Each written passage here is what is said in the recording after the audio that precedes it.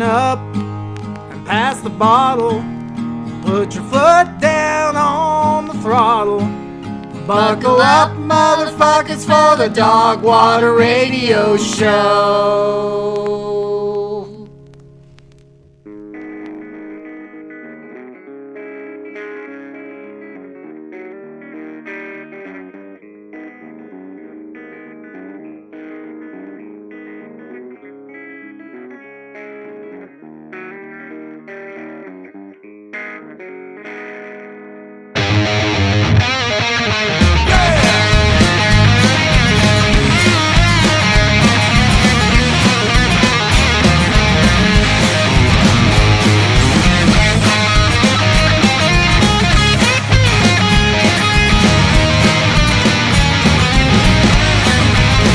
Say we all write the same, but that ain't how I roll.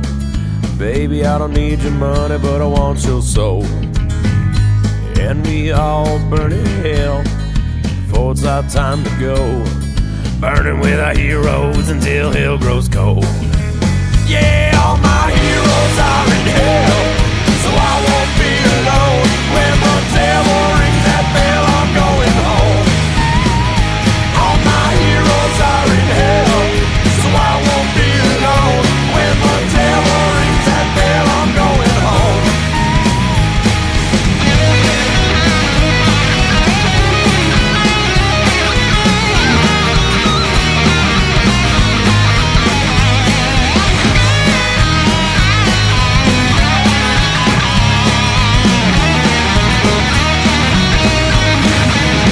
Jack Daniels won't drink itself, this bottle's never full. The weed up in my house, all homegrown. If the Bible says it's right, I'm always doing it wrong. Sulfur burning up my nose and I sing this song. Yeah, all my heroes are in hell, so I won't be alone. When the devil rings that bell, I'm going home. All my heroes are in hell, so I won't be alone. When the devil rings that bell, I'm going home.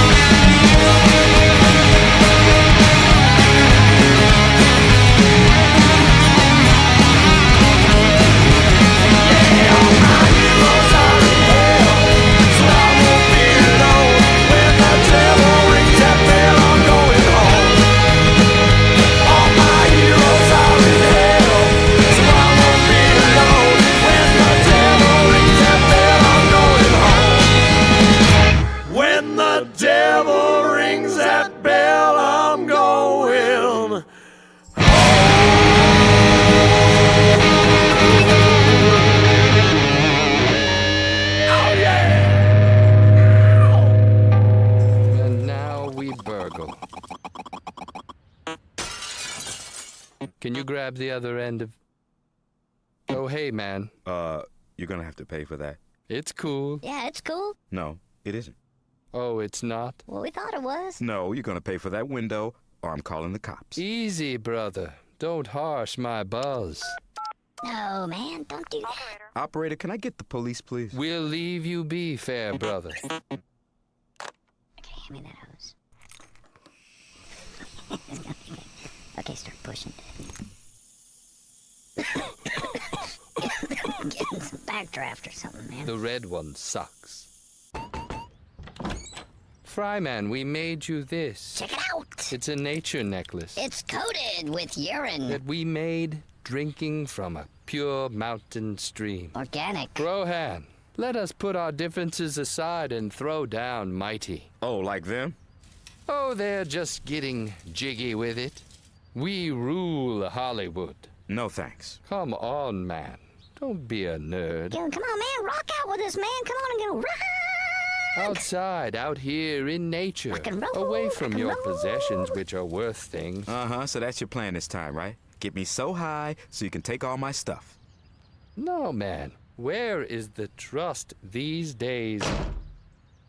All right, folks, welcome to Dogwater Radio, episode 4. My name is Dogbite Harris. With me, as always, is my partner, The Blackwater Dern. Can you hear me all right? Yeah, a little too good. I can hear you mouth breathing into the microphone. Oh, sorry. Is it is it better now? It sounds all right. All right. I can't hear you now. I could just hear you for just a second. So that was a little bit of motherfucking Ruckus. All My Heroes Are in Hell. That's originally done by a band that we used to play quite a bit on Dogwater Radio called All Bets on Death. So yeah, motherfucking Ruckus. You'll be hearing a lot of them on here. They're one of my new favorites. So how you doing, buddy? Good. How are you doing? Oh, I'm not too bad. How's your week? My week was pretty good. It was actually pretty eventful. I mastered some carpentry skills and built a deck for my mom for Mother's Day. I bet that's not all you mastered. Yeah, I've already mastered that. So yeah. But no, I built a little 6-foot by 6-foot deck for our trailer and put some stairs on it, and went over to today and got some pots and gonna start my vegetable garden here probably tomorrow or the next day. Right on. So you guys have any plans of moving out of there? Or are you just gonna sit still in Boardman for a minute? Still in Boardman, man. It's good over here. So right on. Cool. It's it's better than the alternative. Yeah, I knew for a while you were talking about maybe heading south or heading towards Prineville or down towards John Day, maybe for a minute. So you were talking about that too. Yeah, that was at the beginning of all this COVID shit too. When like the major scare hit. But Prineville is it's still in the outlook within the next year or two. So well, cool, man. So yeah. So Mother's Day was all right. We just kind of laid low, watched some Game of Thrones and barbecued. Enjoyed, sat on the deck and enjoyed it. So. Well.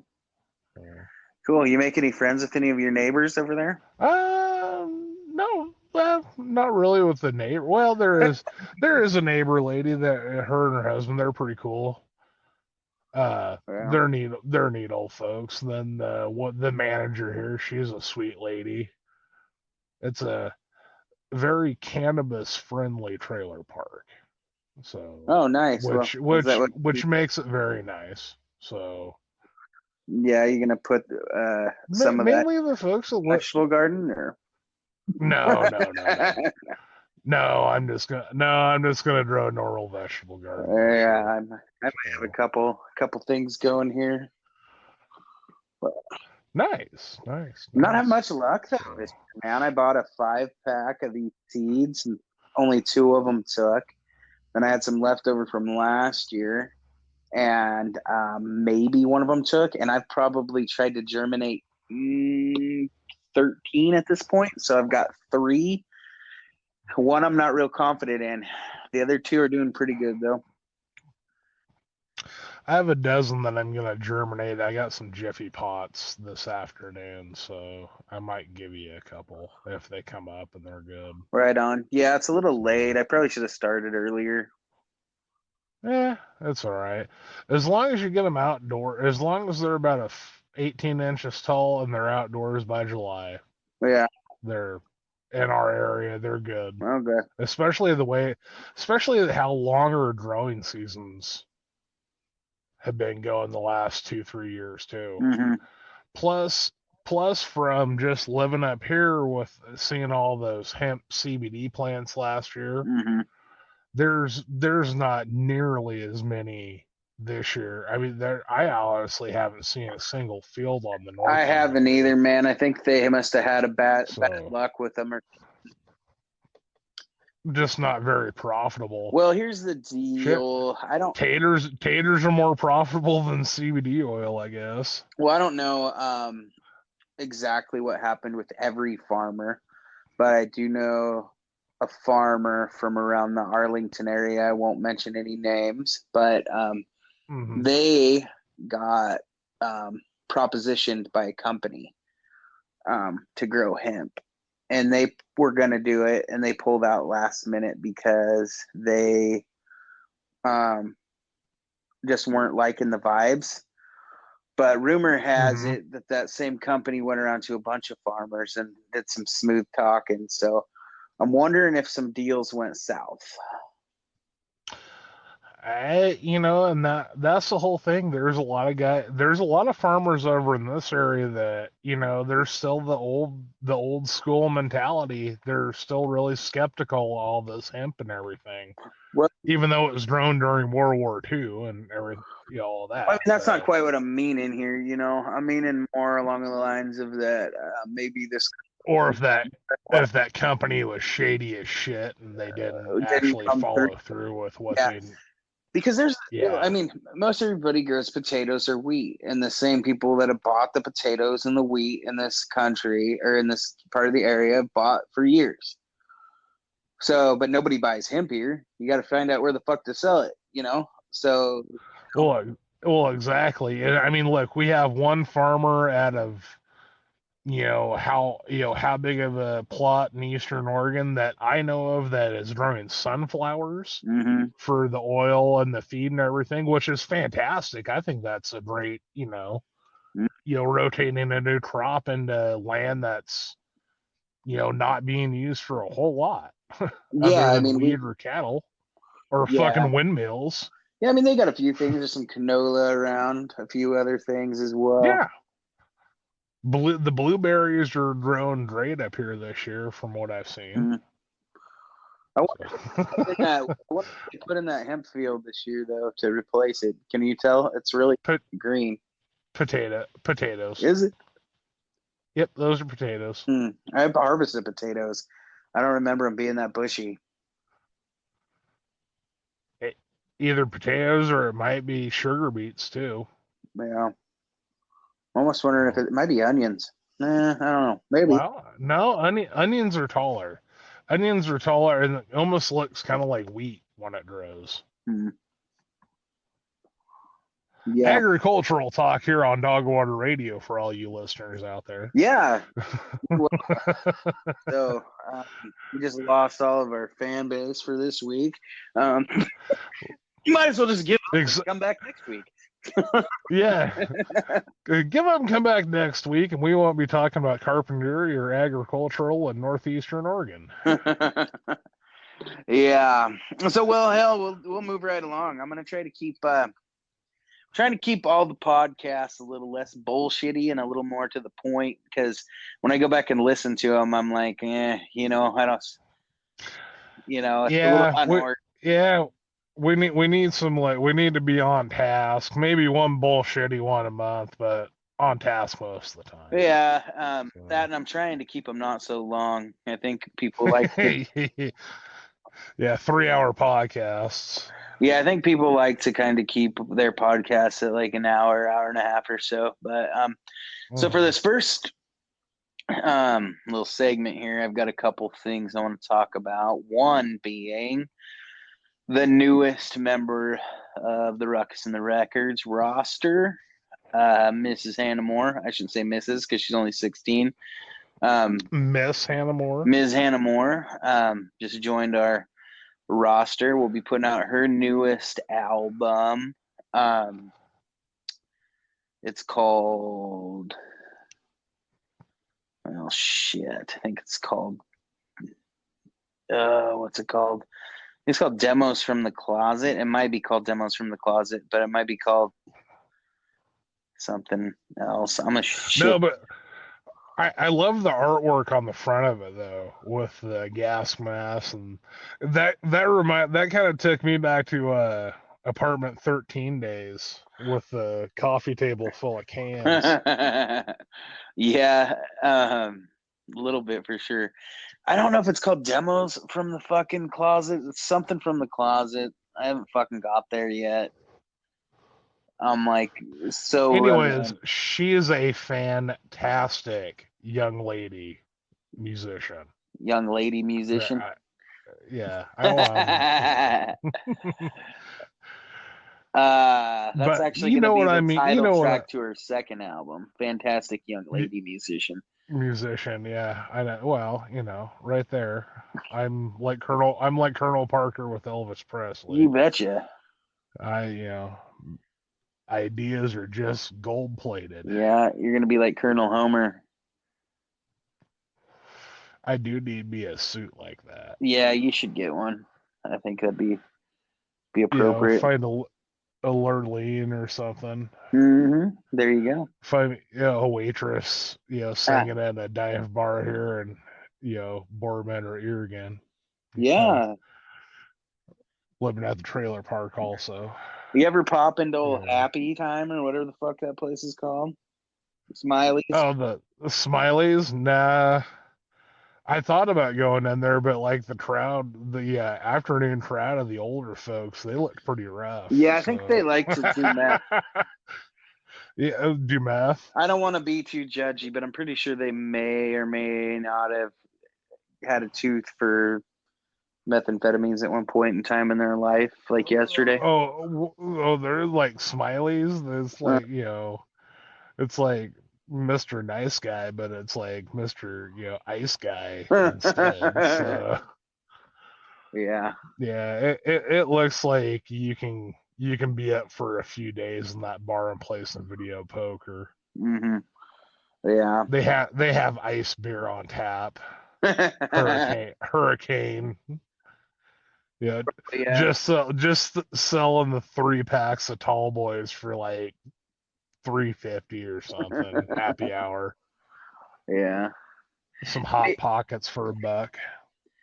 But yeah, Hannah Moore, she's I've been watching her for quite a while. She opened up a show for us a few years back up by Everett, Washington. It was me, I think the Stoned Evergreen Travelers, Hard Money Saints, Mean Street Meanie. There's some few people. It's like a little festival thing that Kirby and Jack put on up that way. And it was really cool. But yeah, Hannah opened the show. She was like 12 then or 11 then, something like that. Holy shit. So this guy, she's been playing music for quite a while. Yeah, and she's had a lot of influence from James Honeycutt. As a matter of fact, she recorded this whole thing on her own. And wow. You can tell it's a home recording, but it's done really well. I was shocked when she sent it to me. To be honest, I thought it was going to be a pile of shit. No, I listened to it off of Spotify, and it's good. It sounded great. She even got the Mama Dern seal of approval on the voice and everything. Well, I sent her. She sent me the tracks, and she was like, "Hey, I hate these tracks. Will you tell me what I can do different with them?" I don't think she said she hated them, but she said she wasn't real happy with them. Well, she sent them to me, and I was like, I couldn't figure out, it's like, you need to bring the vocals up a little bit, maybe do some kind of EQing to the voice, but I don't know what, because I'm not like a record producer. But the guitar sounded really good. I just wanted the voice to sound, I've always thought the voice, if you're going to do singer-songwriter shit, should be a little higher than everything else, because you want people to hear the words to your songs. Exactly. You want your vocals to stand out instead of the guitar playing. Yeah. So anyways, but I just thought that the vocals should be a little higher than the guitar, and I wanted them to sound as clean and as good as the guitar did. So I recommended that. I wasn't sure how to EQ her voice any better, but I sent it out. I sent it to Jack Rainwater, and I sent it to Kevin, and she sent it to Honeycutt. We sent it to a few people and asked them, and that was pretty much the general feedback, is that was about all that needed to be done with it. And she had it done in like 24 hours. And then she also, it's funny because like she's really talented. So I forget I forget that she's green still in a lot of ways, so I have to guide her through things like how to do art properly, because she wanted to turn that record cover into her koozie art because she won that Ruckus in the 90s thing. And I was like, we can't do that because it won't transfer over properly. So I had to explain to her, like, we need something more simple for this. Like, there's too much going on in that, too many colors. It's not going to work to print it onto a koozie. And then you need like a simple script and, you know, maybe a simple art design, you know? Yeah. So anyways, I went through that with her, and then I was like, she was like, well, I think this sounds like crap. And I'm like, what are you listening to it through? She's my phone. I'm like, you need to put some fucking headphones on or something. Or some go put it in your car speakers or something like that, because it's gonna sound like shit through your fucking phone. Everything sounds like shit through your phone. You know, you got to play it through a system, or at least through headphones or something. Yeah, but these are little things, you know. She hasn't been taught yet, so yeah, no, exactly. She's a rookie. Yeah, you made a good draft pick for your for your rookie of the year. I got some good youngins on the label right now, and I can't remember. I was talking to somebody about it, but I think for a long, we've needed some younger people on the label for a while. Exactly. We need to shake it up a bit. We got too many. All of us are pushing 40 or 50. You know. Yeah. Like, I'm stoked to have Cole. But I mean, Hannah's a little too young, but at the same time, that's fine. You know, it's all good. I highly doubt this label is going to lose any money on her. You know, if anything, it'll gain you a younger fan base. Yeah, maybe. I mean, we'll see, but I'm not too worried about it. I'm more worried about putting out good music and helping people. Well, of course, that need the help. That's the point of the whole thing. You know, I wish the only thing I wish is that she was a little older. She's old enough to go on the road, old enough to play bars regularly. But other than that, I think it'll be fine. You know, we'll just have to find ways to work around it. Well, hell, with the COVID the way it is, book it all with an all ages show to her, and she can do some distant learning. Get that gal Google Chrome, and you know.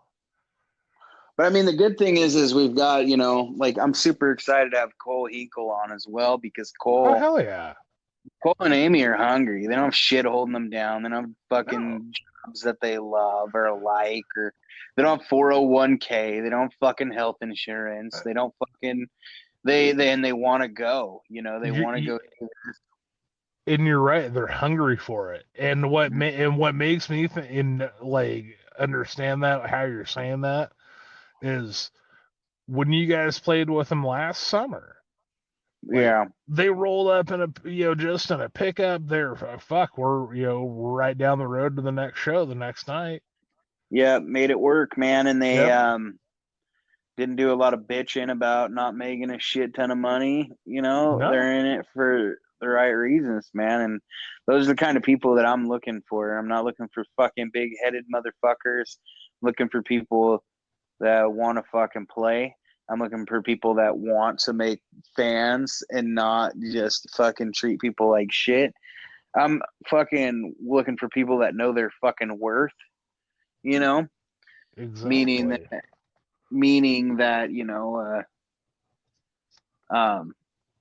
you shouldn't take less, but you shouldn't expect people to lose money on you either, you know?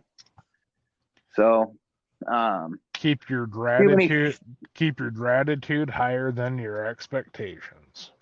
There's too many motherfuckers out there right now that are fucking asking like $5,000 a night and can barely fucking draw 300 people. You know, that's ridiculous. Do the fucking math, you know, like learn how to do simple math. But anyways, but yeah, so we're excited about that. by we, I mean me, and I'm pretty sure that Hannah's No. officially Claire's favorite active roster member as well. Hey, I'm stoked too, man. She's, like I said, she is a great young musician. I'm glad to see that has the drive and everything for it. And me, and I'm probably sure that our listening, folks probably are,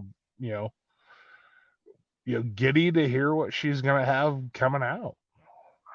Yeah, man. More, we'll keep shit going. We're gonna ride this one for a while, and then maybe we make some money off this, and maybe we get her in a real studio and put some musicians behind her and keep moving forward. And that's going to be a whole nother thing for her to learn, like, is playing with other people. It's hard, so just keep moving forward, and we'll see. Hell, maybe she'll want to do something else after this. We're not making her commit to anything, No, not at all. Fuck no. She's only 16. She might go find a label of kids that are way more up her alley and go fucking do that. And that's fine, I'm okay with being everybody's stepping stone. That's what I told Cole Hinkle. I was like, to be honest, I hope there comes a day where I can't do much more for you. I mean, hopefully that helps me grow. Hopefully you growing away from us helps us grow as well. It's a good you're a good beginner label. Yeah. Hopefully, and hopefully we can grow to be better than that as well. Yeah. But that's exactly. But I mean, look how all the small labels have grown like that. Yeah. But for now, that's what we are, and we'll accept that, and so, but yeah, so we got that, and I've also got Absinthe Rose just put out a new album, which is crazy because Kimbo just had a baby. Like fucking 2-3 weeks ago. She just had a baby, and she's already back to kickboxing and fucking doing, I think, about a month and a half. Darling little baby girl. Yeah. I'll say congratulations from us. Yeah, I told her, and I was like trying to not sound like an asshole, but I was like, you're kind of like the last person I expected to have a baby. I was like, I just kind of felt like you would be one of those people that didn't want to bring a child into this mess. But I'm glad, I told her though, I said, I'm glad you did, because when people have that mentality, it just leaves more room for people like the Duggars to have fucking 35 kids to, people with 2 brain cells need to start breeding, and people that have zero interest in science or real world problems and lean on the old book a little too hard need to cut back a little bit. Not even the real old book, like a fake book made by a dude with fucking that thought he had golden plates and a top hat. Yeah. So, but anyways, brothers. Yeah. We're coming on 23 minutes already on the fucking segment. So, well, it's a good opener. Yep. We'll go ahead and play you guys some music.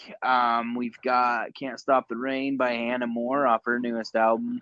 I'm the worst record fucking label owner of all time, but I think it's called Demos from the Closet. Might be Tracks from the Closet, or Music from the Closet, or Songs from the Closet, something from the closet. But anyways, it's not coming out of the closet, but if it was, it wouldn't matter. No, not at all, because we support everybody. Yep. And after that, we got Absinthe Rose with the title track off of her new album, Coat of Paint. And we'll be back with you in just a few minutes.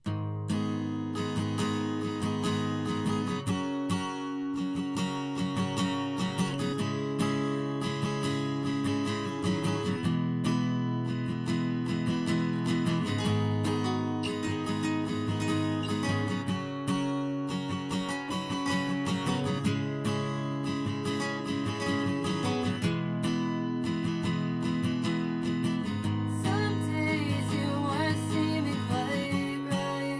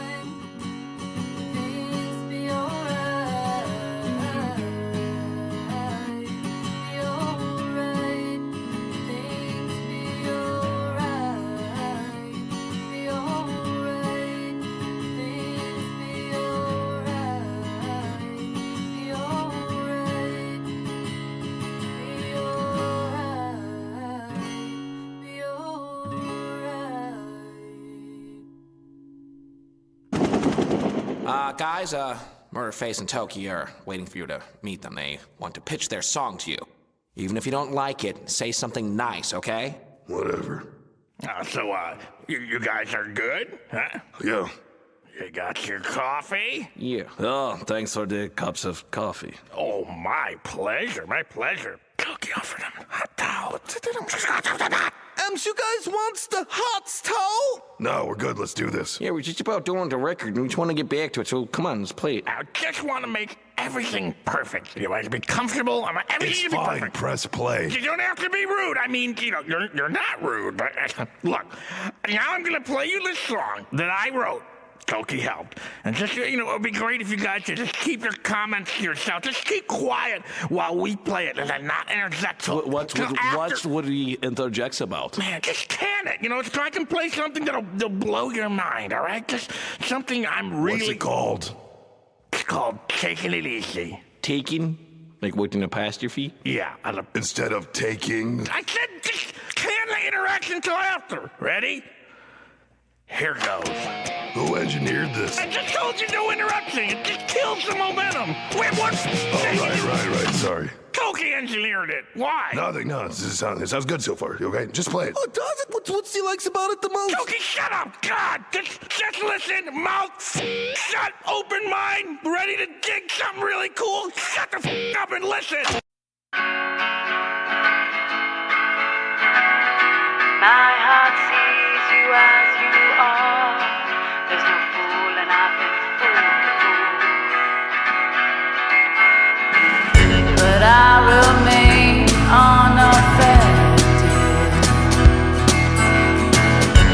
Even the ill words that are spoken,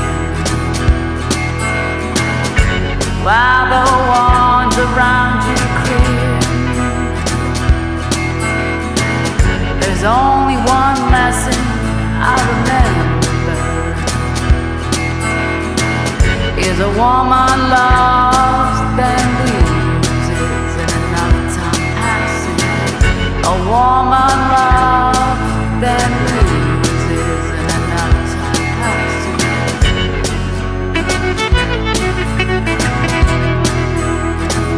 And she forgets.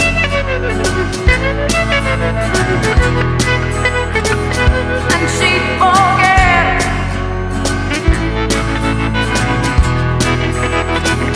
And she forgets.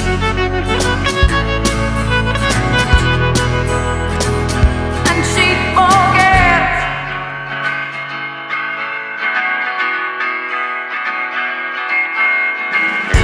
There are firecrackers I hear like a roar of laughter, bringing in the new year. To bring some light into tiny holes in my heart. To bring some light into tiny holes in my heart.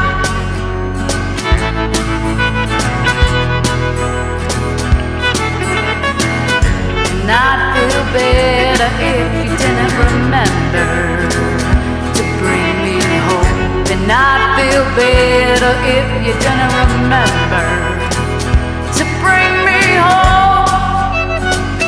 To bring me hope. To bring me hope.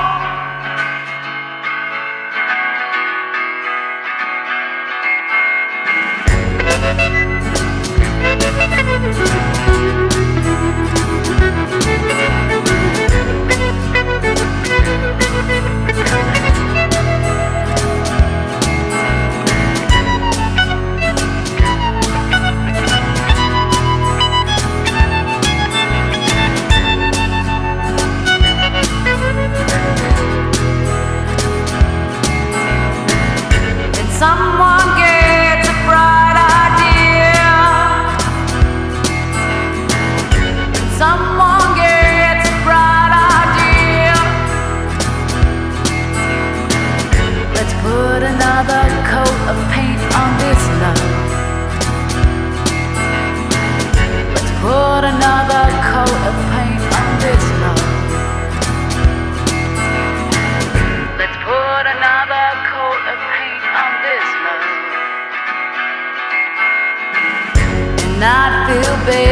if you didn't remember to bring me hope, and I'd feel better if you didn't remember to bring me hope, to bring me hope, to bring me hope, to bring me hope.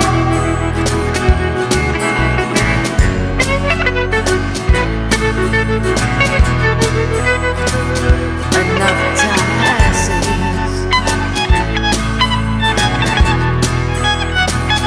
Enough time passes.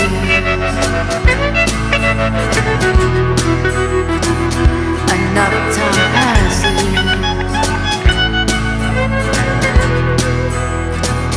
And she forgets. And she forgets.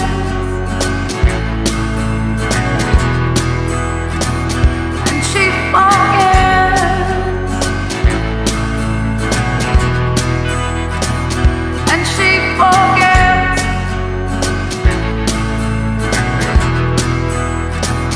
And she forgets. My heart sees you as you are. There's no fooling, I've been fooled before. You know, there's a million fine-looking women in the world, dude, but they don't all bring you lasagna at work. Most of them just cheat on you. Come on, limp dick. Yeah. He's right. I love her. All right, folks. That was Hannah Moore, Can't Stop the Rain, off her newest EP called Recordings from the Closet, followed by Absinthe Rose, Coat of Paint, off their latest album, Coat of Paint. Can you hear me this time, buddy? Yes, I can. All Sorry. right. I wasn't sure if you could or not, so... No, I could. I was just kind of letting you go into your. I was kind of letting you tell them what was going on. Right on. Yeah. So, yeah, I went back and looked, and the name of the EP is Recordings from the Closet. I think that was probably the only option I did not run through. So, like I said, I'm a great record label owner. Yeah. You are a great record label. Oh yeah, no, I'm at a stock. You're not. No, you are. You are. You're not a greedy motherfucker. You're in this for the music. Yeah. You're not Suge Knight in this. I should be. You know, these folks. I don't think we can. I don't think you can employ like muscle enough to where we can shake folks. You know, we don't need muscle. We got I'm crazy. We should just get like Travis out here or something with some guns, and then that'll beat Suge Knight. Travis Bellamy with guns will beat Suge Knight every day, all day. I guess. Hey, well, I didn't get a beer this week because I just haven't had time, and today I was sick as shit all day long. Did you take a taste test of beer this week? Oh, I taste tested a couple, so I can make up for your lack of one this week. So the first one that I taste tested, well, you said last week that I've been drinking too many fruity beers. So I ended up getting a Imperial Pumpkin Ale, and from Elysium Brewery out of Washington. And I drank it tonight after dinner, and it was pretty good. A little stout. It was 8.2. Yeah. You could taste the pumpkin in it and everything. A lot of allspice and like cinnamon. Like you could taste like, they used a lot of spices in the brewing. Yeah, no way. I'd be right out. Yeah, unless you're a pumpkin like pie fan, like really a pumpkin pie fan or like spice cake type person, it probably wouldn't be up your alley. It's not. Yeah. So, beer number 2 for this week, and I'll give the ratings of my beers at the end of this. Okay. So, beer number 2 for the week is from Mother Earth Brewing. I believe they're out of California. but it's I went kind of fruity on this one. It looked pretty good.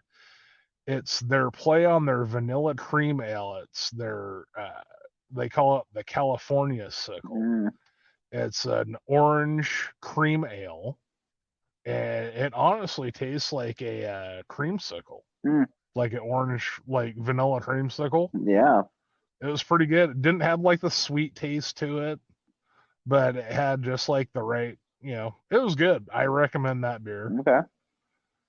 And my third one this week, I haven't even opened it yet, but I went kind of not out of my out of my realm and got a Hop Valley Mango Stash India Pale Ale. Oh. Yeah. Well, you have to let me know how that is. I'm gonna actually try it right now. Yeah, so I wasn't real impressed with my Hop Valley last week. I think it's kind of like the Budweiser of fucking IPAs.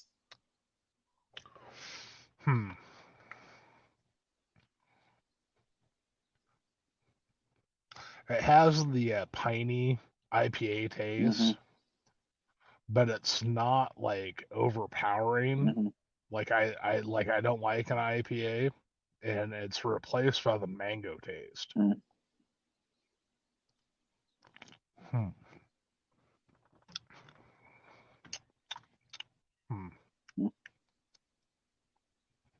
Yeah, it's actually not bad. Not bad at all. So, out of 3 beers this week, the Imperial Pumpkin Ale, I'm gonna put at the bottom of the 3. It was a little bit too heavy for my taste. Maybe it would work good in a fall type area. Number 2, I'm gonna go throw with the Hop Valley Mango IPA. Wish it was a little bit colder. It's kind of not like room temperature, but it's been sitting in the pickup with me for about an hour now. And my number 1 for the week, I'm gonna go with the Mother Earth Orange Creamsicle beer. That's my beer of the week. Fucking by Chad Dog 2020 at yahoo.com. At Mother Earth Brewing. Mother Earth beer is good, man. The Power of Love IPA is actually an IPA that I really enjoy. Wow. Yeah. But next week, for all you listeners out there to tune in, I have a beer that I picked up this afternoon that I actually just wanted to save for next week's show. But it is a chocolate milk stout. Ooh, that's right up your alley. Yes, it's from Sun River Brewery out of Sun River, Oregon. Okay. So stay tuned for that. I'm saving it. I'm gonna keep it in the fridge, kind of ponder it all week, and next Wednesday, hopefully about this time, we'll be cracking it and trying it. Right on. I'm gonna go grocery shopping this weekend, so I'm gonna hit up Safeway, someplace good with a good beer selection because. Yeah, I've been shopping in Heppner, and God bless the store in Heppner for trying to keep a good selection. It hasn't been as good as it has in the past, probably because people don't buy good beer in Heppner. And then Boardman's the other one. They've got a couple things, but it's just not a lot. So I'm gonna go someplace this week. I wish Great Pacific was open. It might be by next week, but yeah, hopefully some of these places start to open back up. I know, hopefully. I'm also thinking about maybe going and getting a growler or a 22 of the White Crow from Ordnance. I even talked about that last week. Oh yeah, I forgot. And I never did do that. I'll do that for this next week. I'll do a taste comparison. Okay. The chocolate milk stout to the White Crow. Okay. Yeah, another place that does growlers is that Burnt Feild Pizza. Have you tried that place yet? Speaking of Burnt Feild, I actually ordered a pizza from there last night. One of the best damn pizzas I've had in a long, long time. Yep, Burnt Feild Pizza, man. That crust. The only only critique I could give them a little bit is just a little bit, maybe about 2 or 3 more minutes on the crust. It just, no, and I'm not. It was almost done to where I like it just a little bit. I mean, just needed that little bit more that crispy. Yeah, I could see that with pop to it. It was perfect. But it was fucking. It was I figured it was right up your alley because it was soft. It's good and it was a good chewing pizza. Yeah. But here's the thing with it that makes me surprised that I do like it as much as I do is that it's got a wheat crust. I know it's a sweet crust. It's very good though for a wheat crust. It's very, very good. Yes, yeah, it's one of my favorite fucking pizzas ever.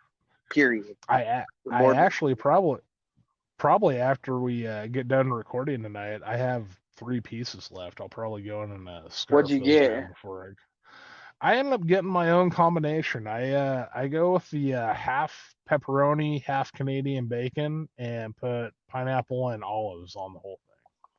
Right on. That's good. I go with that's actually not good. That's gross. I hate because both. People don't like pineapple or olives. I love them, and the whole pineapple on pizza thing. People can kiss my dick. You know, it's like I've ate pineapple on pizza since I was a little kid. So this would be my ultimate pizza, and I don't get it very often because it's just easier to order something quick, and then also I'm the only person in this fucking house that doesn't like fucking pineapple on fucking pizza. So ordering a pizza in this house sometimes almost requires a fucking fist fight. But Paige likes just pineapple on her pizza, fucking nothing else. Ooh, Claire that's likes Canadian bacon, and she'll eat pineapple on any kind of pizza. Me, if I had to build an ultimate pizza, though, I think I would just go with pepperoni, sausage, bell peppers, onion, and jalapenos. See, I'm not a big sausage fan for pizza. Man, if you were, though, I'll tell you something right now. If you were, that's the place to get sausage on your pizza. Mm-hmm. That's so good. The sausage there is fucking amazing. Yeah, everything about that fucking place is great.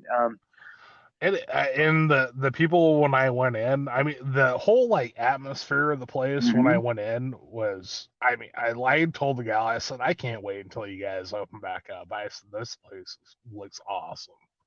Yeah, they got that huge picture of Dave Grohl, I think, Chris Cornell on the wall. Yeah. Yep.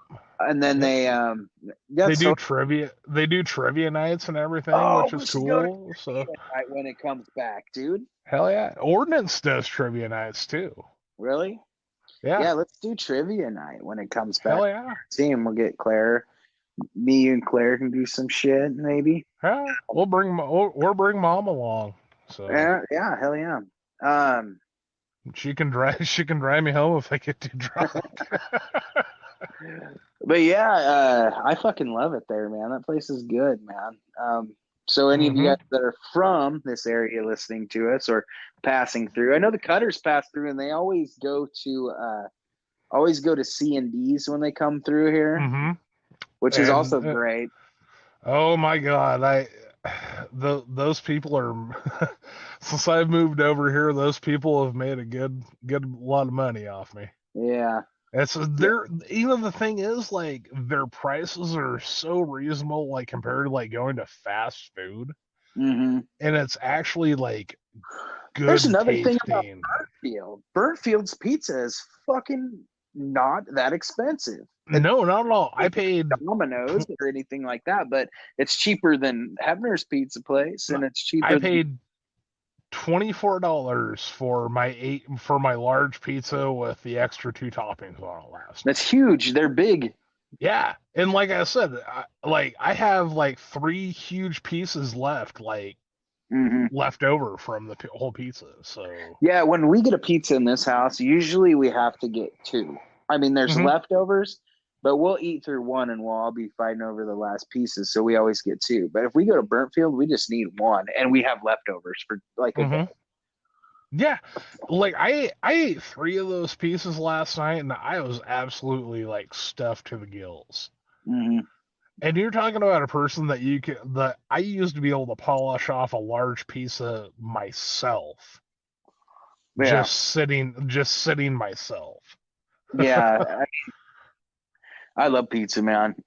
I'm gonna Yeah. have to get back on my diet soon. I'm not feeling real good these days, and I know that's why. And I miss going to the gym and working out and shit. So, Yeah, with but as much beer and shit, or as much beers I've been drinking lately, and as much shit as I've been eating, I need to like at least like walk a couple miles every day. Although yeah, with like getting out and like building, like doing the carpentry, building the deck this week and doing the gardening and shit. I mean, it's not like super like cardio exercise, but I was I don't know. I was pretty beat to shit by the time I got done building the deck on Saturday. well, they say my doctor even Uh, told me, dude, that cardio doesn't really do a lot for guys that are as fat as us. mm-mm. And I think that's why you started dropping weight, is even though you're getting cardio, you're throwing those clays, you were hucking shit around at work, and I think Mhm. it contributed a lot to your weight loss. It wasn't so much the walking around, it was the fact that you're doing physical labor. And I noticed that too, because when I first started, I concentrated a lot on cardio Mhm. and wasn't losing that much, and it was frustrating. I was doing like 2 miles on the treadmill, and then I was like walking as hard as I could. I mean, I can't jog, but I mean, I was going fast for like 3 miles per hour at some point in time, and just like I was hardly shit. My doctor was like, "Dude, focus on lifting. Like, do some Mhm. cardio, warm up, maybe do some cardio to cool down, but focus on lifting, like bench press, squat, shit like that." And I can't squat, my back's fucked, so I don't fucking, and I just can't do it right because I have that Like weird shit on my back. But I bench press and work my arms, work my stomach, work my back, and I drop weight like crazy when I yeah, start doing instead of that. So doing squats, leg press. yeah, that's If they have a I leg started. press machine, that'll work just the same amount of like muscles that squats are doing it. And it's not fucking with your back or anything. Mm-hmm. Yeah, I hope that fucking they're talking about opening the gym back up pretty quick. I really miss going. I was bitching about going because of it being overfilled, but I instantly missed it. I miss it more and more each day because I was feeling so much better. I'm worried a little bit about it's going to be so fucking packed when shit happens. Shit goes back to normal. So Yeah. I might That's a, try to avoid it on my days that I work because it's just going to be impossible because everybody goes at night. And I think I yeah. might just go and just work out every day on my day off. So 4 days a week, I'll get up early and go in because like all these guys are young and they don't want to get up early yet. So usually the gym's pretty dead between like fucking 9 and 2. Or honestly, dude, get like 2 or 3 like 5-gallon buckets and fill them up with like halfway with dirt. And Oh, just okay. kind of like pick them up and like haul them around the What? yard, kind of like just kind of make your own like little weightlifting routine out of shit around your house. Well, I have real weights here. Well, It's yeah. just, it's not, I'm not going to fucking do that here. It's just, I don't know. There's just too much shit. This house is too fucking brittle for me to feel comfortable lifting shit around. There's too many fucking neighbors around me in the Yeah. back. Put it out on your front porch. Oh, and that's even worse because I can't do shit in my front yard. Like everybody's real neighborly around here, which is great. I can trust all my neighbors and stuff, but at the same Exactly. time, sometimes I just want to water my pot plants and not have my neighbor poke his head over the fucking fence, like getting in Hey, my business. how you doing, buddy? Fuck off right now, dude. Yeah, like It's just like because I'm fuck not. off, Dan. I don't need to talk to you right now. Yeah, I don't. I'm just like, and but yeah, I don't want to offend anybody though, because I know that my neighbors do listen to my shit sometimes, and I am going into this. My neighbor, actually, I mentioned this last week on a live feed, I think. that one of my neighbors actually recorded Scott Byram's second album, I believe, Preaching and Hollering. Really? Yeah, and he lives right next door to me, so he's going to record those tracks for me for my Least of All records. Is it the gentleman and his wife that bought the bed and breakfast, the old bed and breakfast house? No, that's not that at all. Oh, okay. It's actually my neighbor. Those guys live like a block or two away from me. Oh, okay. Yeah. So, nope, it's all right. So, anyways, we should roll into some more music. We're at about 20 minutes. So, this next 2 tracks go a little country singer-songwriter stuff here. We're gonna roll into some Dusty Rust, God willing. One of our artists on the Ruckus Summer Smokeout. If it happens, it's not looking real good, but if it happens, Dusty Rust will be there, I think. And this is Ride On by them. As in ride, not right, ride. It sounded like right when I said it. And then followed by Cole Hinkle, Hard to Bloom, off of his last EP. So yeah, we'll be right back with you, and we'll keep things rolling.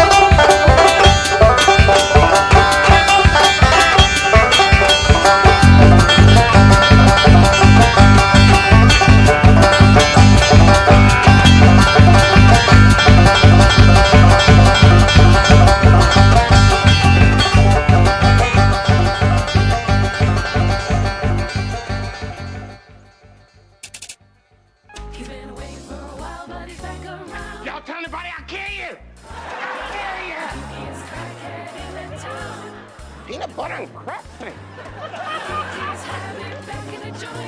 Look out, Craig! Here I come! He's Tyrone. This week, Tyrone visits a local middle school to promote drug awareness.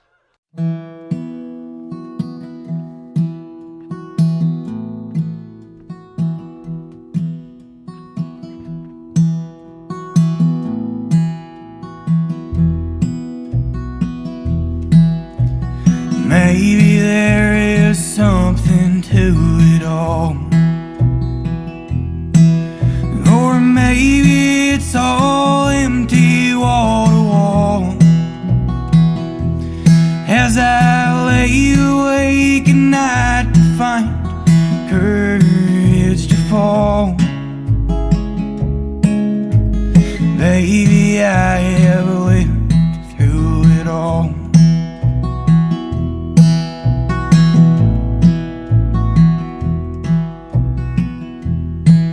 Your past pain has made it hard to bloom. Your heart can feel just like an empty room. I can see it in your eyes as I gaze across the room.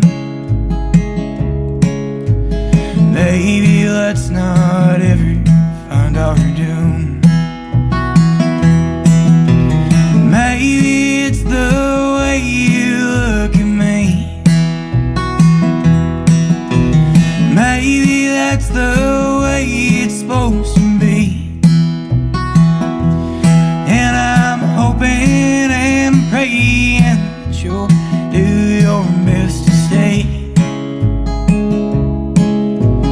Maybe let's just hope we find a way.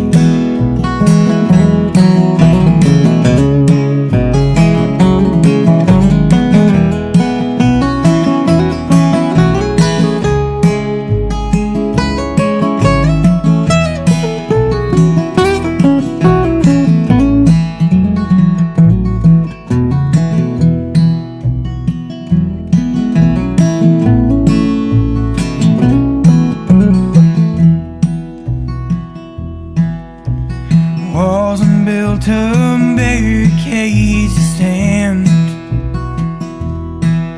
Hell, we're living in our castles made of sand. As we hold our hearts and try to keep our feet on the land. Promise that I'll do the best I can. Maybe it's the way you look at me. Maybe that's the way it's supposed to be. And I'm hoping and praying that you'll do your best to stay. Baby, let's just hope we find a way.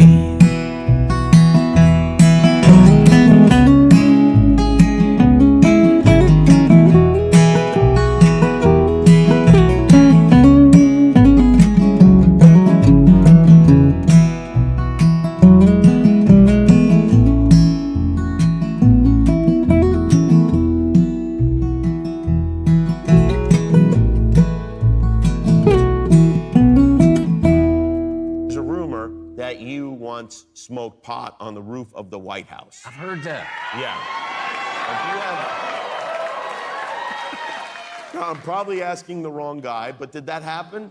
I've heard that. You know, I've heard that once you get up there, all the streets are coming in at you from different directions. And you have to do something to calm down. Well, I would think so. And, you know, if it ever happened, I definitely would have to calm down. That's You were friendly with President Carter. That's yeah. You knew all. Well, you've met all the presidents, I assume. Well, Jimmy Carter is you know, a real close friend, and him and his wife Rosalind come up and sing the gospel stuff with us. You know, when we go down and play Plains or Atlanta. So no, they're old friends, good people. Did they know you were smoking pot allegedly on the roof of the White House? I forgot to tell him. All righty, folks, we're back. That was Dusty Russ, Right On, and Cole Hinkle, Hard to Bloom. And we're back. Jimmy was a hustler. Worked hard every day. Jenny. Jenny. You knew a girl named Jenny once, like Mountain Dew, right? Oh, like Mountain Dew.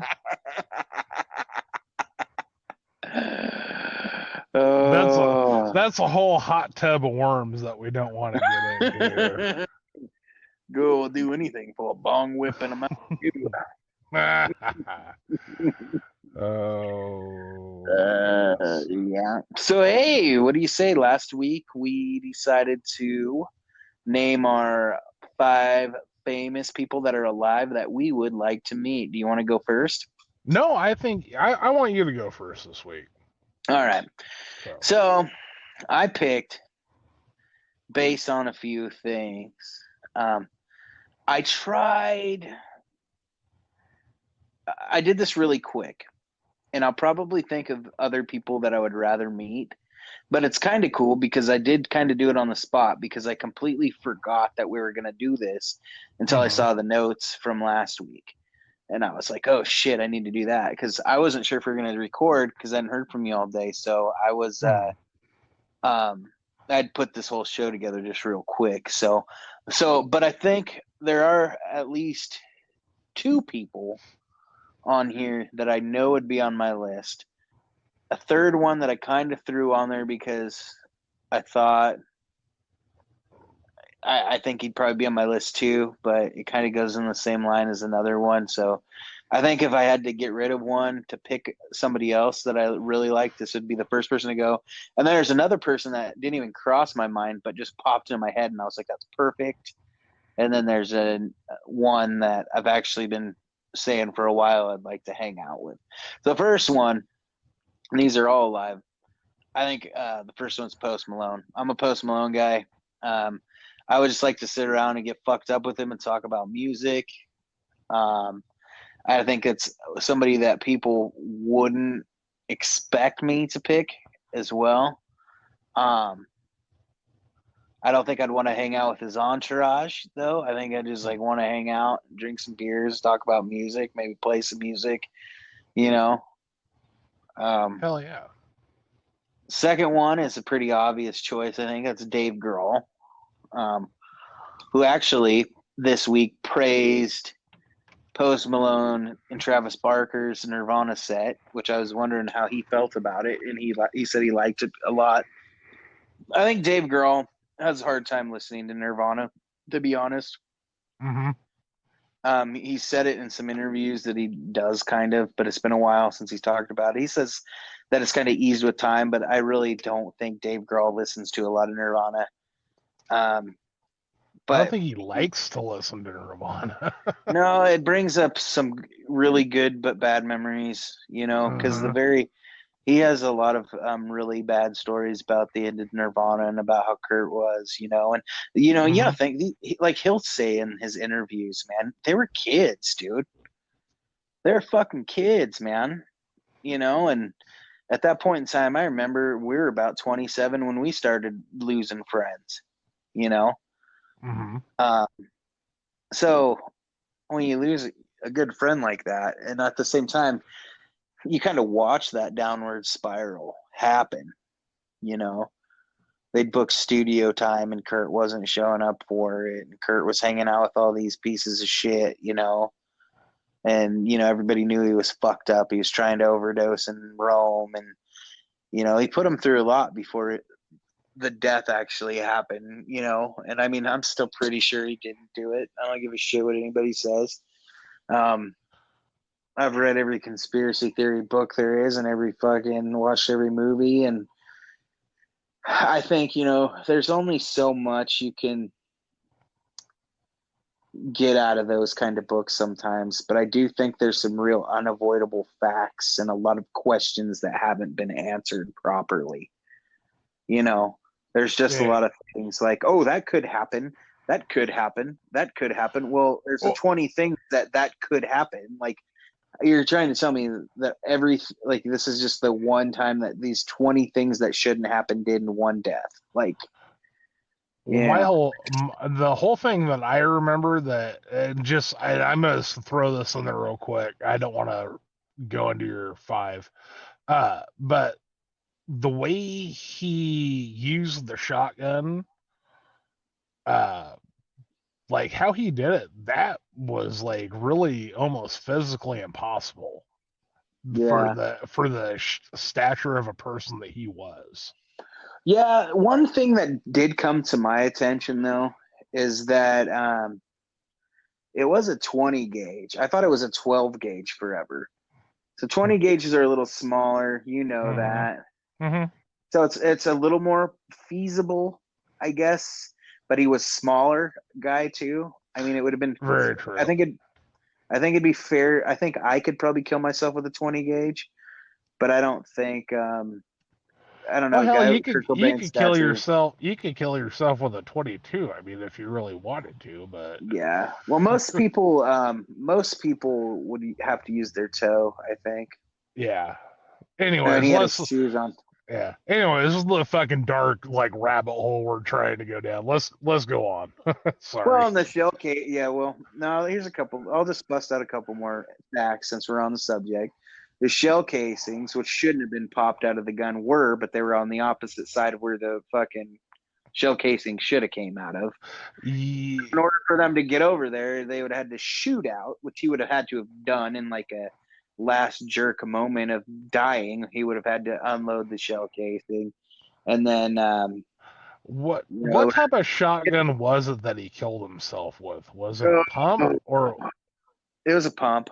It was a pump. No way he could have withstood one shot. Mm-hmm. Yeah, but I mean, but he could have pumped it in his last, little. I mean, he couldn't have done it alive, but maybe the jerking of his body and the grip he had, could have done it. Very true. It would have had to have launched that shell casing to the other side of that greenhouse and bounced off the wall over the top of him into the other side of the room. And then there was no fingerprints on the fucking gun, which people say that's not abnormal either, which is bullshit. You own a gun, The only way, anyway. I mean, it's easy to get rid of fingerprints off of a gun. You just got to wipe it down really good.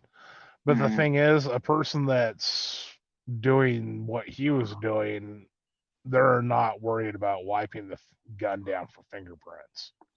Well, and there's going to be fingerprints all over that gun. If he was intoxicated the way he was, probably when he did. Well, he was supposedly so intoxicated he shouldn't have been able to operate a gun. But they also say if your tolerance is high, that kind of varies as well. They say that he should have been dead when he shot himself. That's how much heroin he had in his system. Which, if you've ever watched that, what is the one they just put out on HBO? They put the documentary of his home videos out, and it is it's sad in a lot of places, seeing how fucked up he was. He's just like got his parents around for Francis Bean's birthday party, and he's just fucking so fucked up out of his mind he can't talk. Yeah. That's like, Jesus, dude. So part of me looks at that and goes, looks like a guy that'd kill himself to me.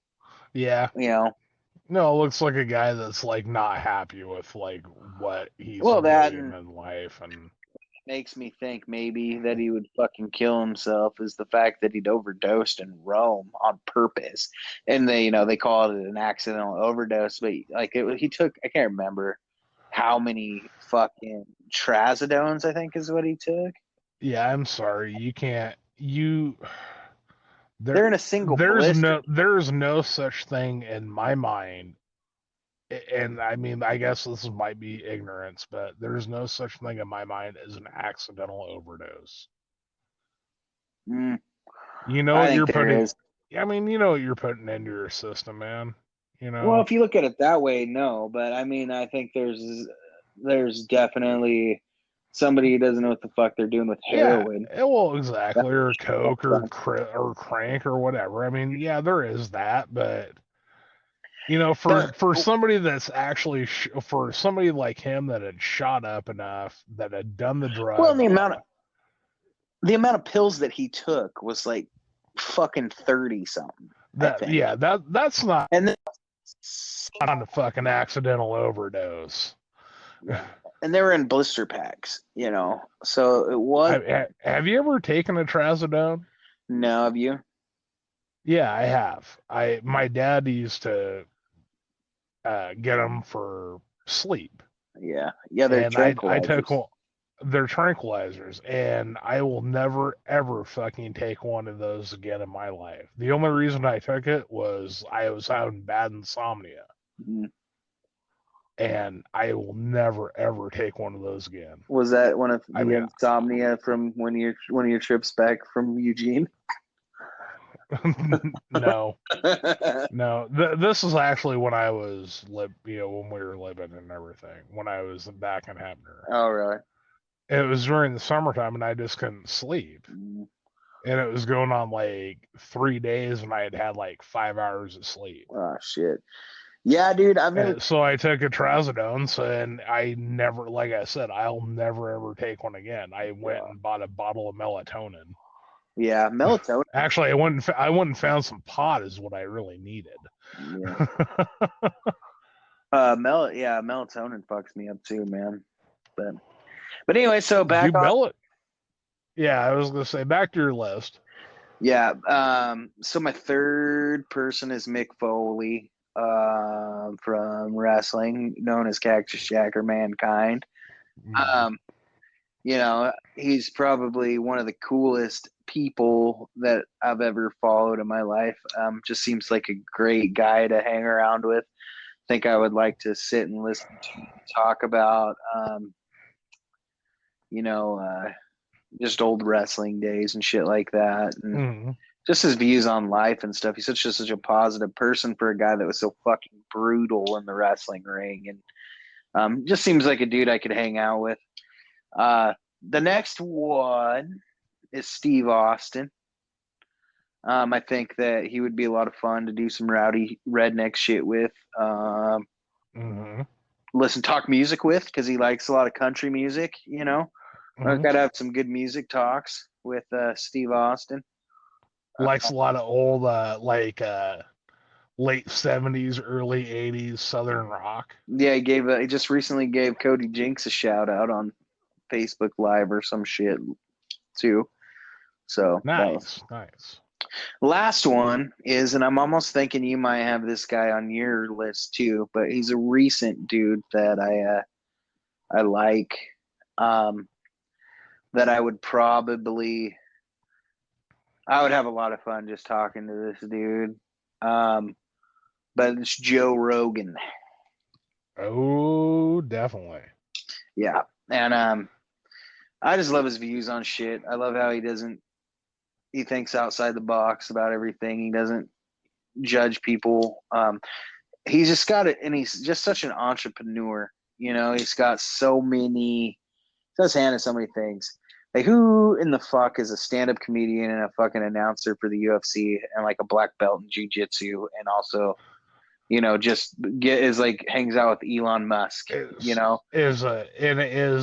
the thing I love about Rogan, he hunts. Oh, he's all about hunting and getting your own like meat and everything, like healthy living like that. Mm-hmm.